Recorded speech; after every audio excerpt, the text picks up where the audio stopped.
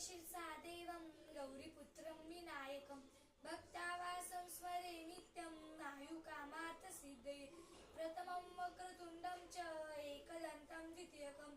तृतीयं कृष्णपिङ्गाक्षं गजवक्त्रं चतुर्थकं लम्बोदरं पंचमं च षष्ठं विकटमेव च सप्तमं विघ्नराजेन्द्रं धूम्रवर्णं तथाष्टकं नवमं बालचन्द्रं च दशमं तु विनायकम् एकादशं गणपतिं द्वादशं तु गजाननं द्वादशैतानि नामानि त्रिसंख्य पठेत् न